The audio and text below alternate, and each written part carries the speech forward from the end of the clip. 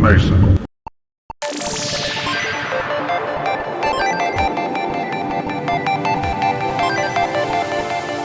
I'd like to go against you and see what you're made of.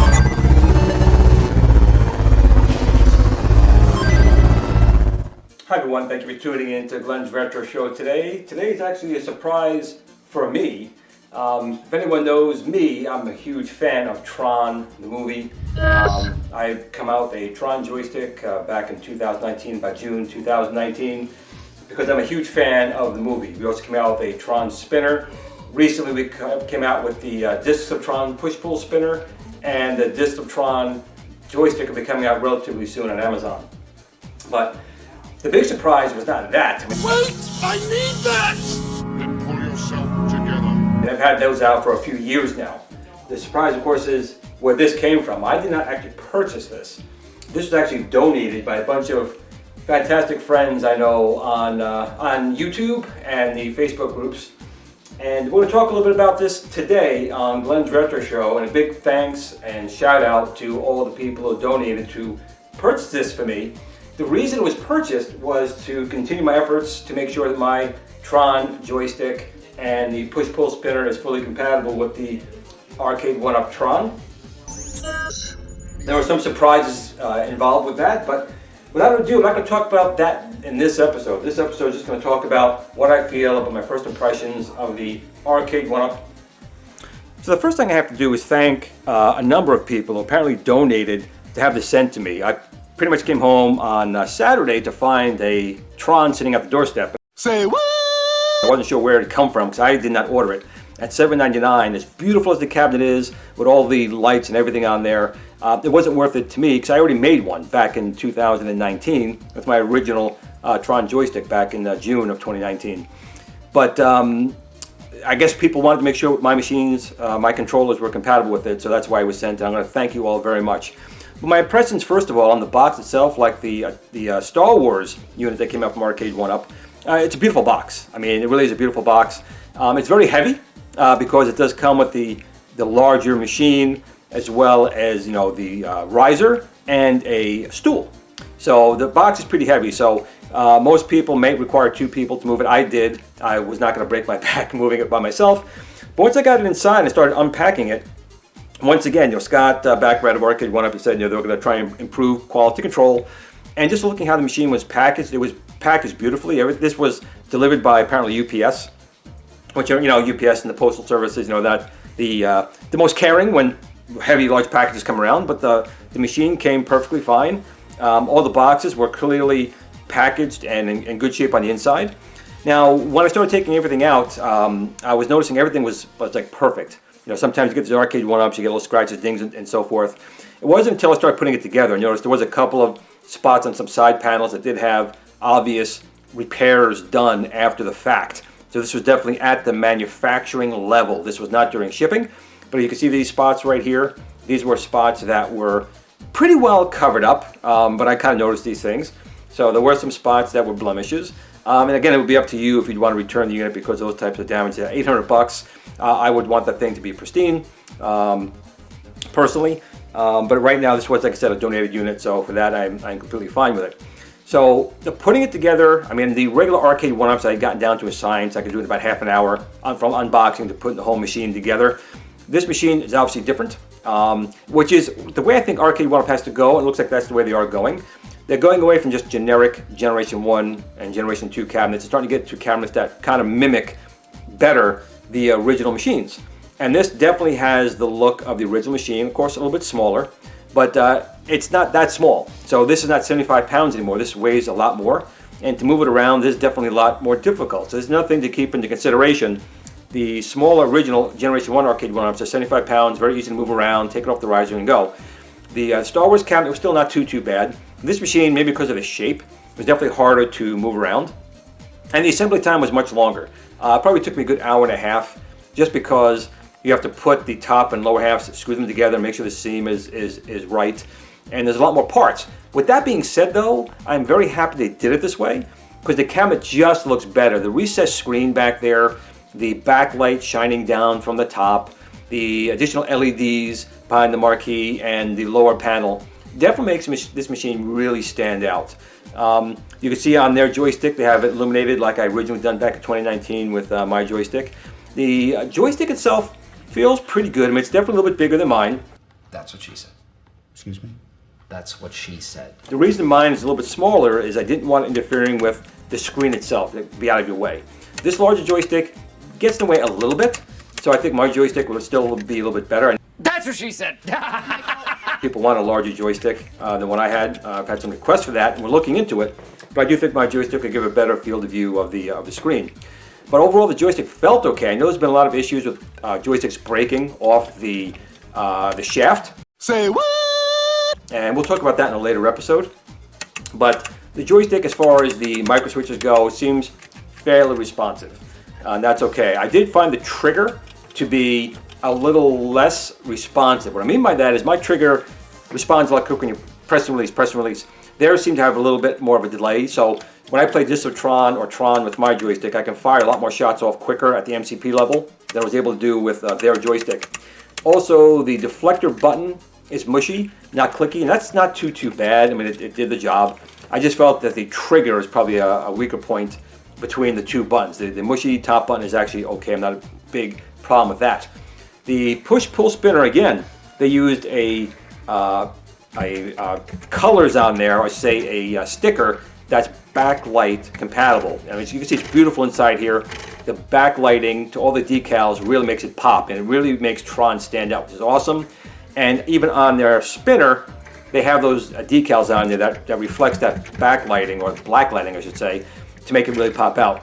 Now, again, with my spinners, when you spin them on any of the Tron levels, you get more revolutions than you're getting with their spinner. Again, that's just personal taste, I would say. I remember the arcade was more responsive with the spins, and I'm finding here with the one from Arcade1UP. They also use very light springs for the push and the pull. That makes it kind of bob up and down if you do it really quick. Again, personal taste. Mine is a different type of spinner that's a little more arcade quality with the pushing and the pulling and the spinning. But the controls that you got with this are really not bad. Just like the Arcade1UP Star Wars machine, that control they made was adequate. You didn't need to replace it. But if you didn't want a better arcade feel, or yours broke, you could definitely replace it with my GRS Star Wars yoke. But overall, I gotta say, the cabinet itself is just a beautiful cabinet to add to your collection if you're a Tron fan.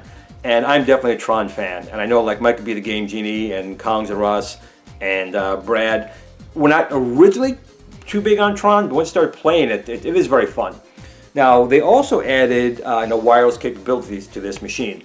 So you can connect over Wi-Fi, and you can go for high scores on leaderboards. You probably get firmware updates. But that's it. That's all it does.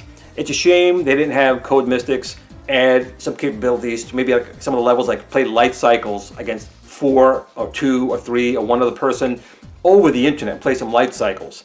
Or discs of Tron, instead of going against Stark, it's you against another player. That would have added, to me, $800 worth of value to be able to play other people in those games. That is not here right now. Perhaps it can come down in a firmware update.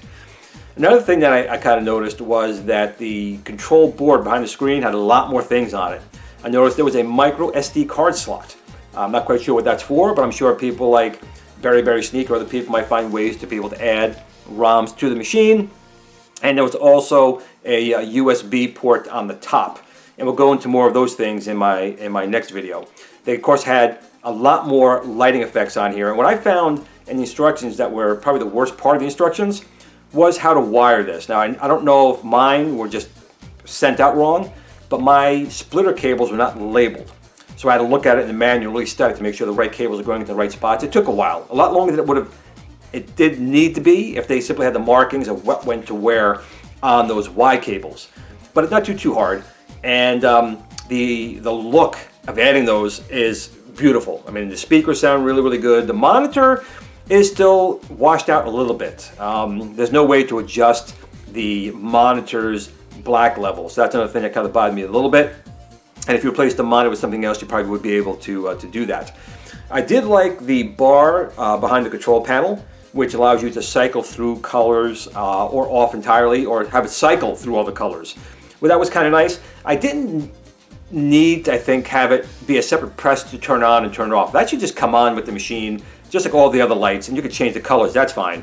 But I don't like the fact that I got to manually hit the button to turn that on or off. I think that's really unnecessary. It should just come on with the rest of the machine.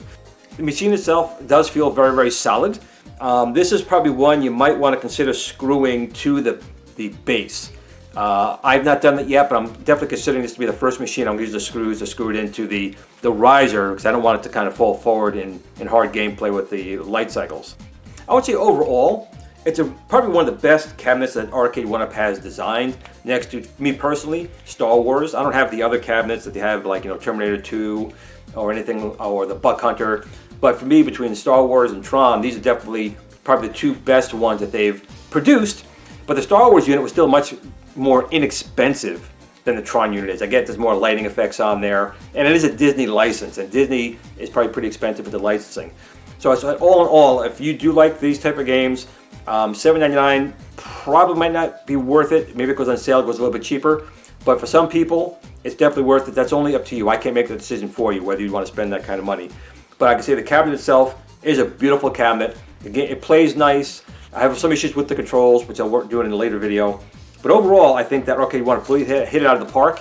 And I actually did message Scott at Arcade1UP to let him know that whoever designed, whoever implemented the shape and the lighting effects, that person should get a raise, because they did a really nice job with this cabinet. You can tell that they put time and effort into this. Maybe again because it was a Disney license, and this is now in 2022 the 40th anniversary of Tron, which again is still one of my favorite movies. I still prefer the original Tron over Tron Legacy, but that's just me. I grew up with it.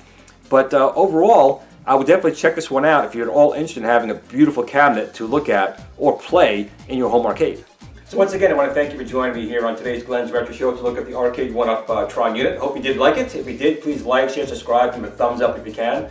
And I want to send, again, a personal gratitude and thanks to all the people who donated to have this shipped to me and surprised on my doorstep yesterday. It's really good. I don't know everyone who donated, but the people who I do, I'm going to reach out and thank you. I understand why they did it. They want to make sure that my disc of Tron, push-pull spinner, and joystick are compatible with the Arcade1UP. Wait! I need that! Then pull yourself together. We'll go about that in the next video, where I modify this with my disc of Tron push-pull spinner and disc of Tron deflector joystick. But for now, that's it for this episode. I want to thank you once again, and remember, no matter what you do, tell your family and friends that you love them, and remember, no matter what game you do enjoy playing, just remember to game on. And relax.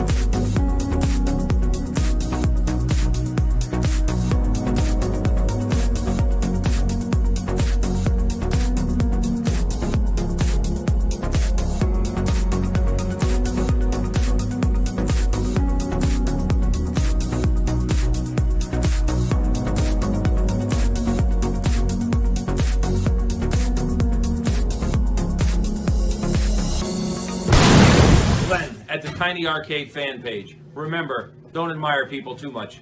They'll disappoint you.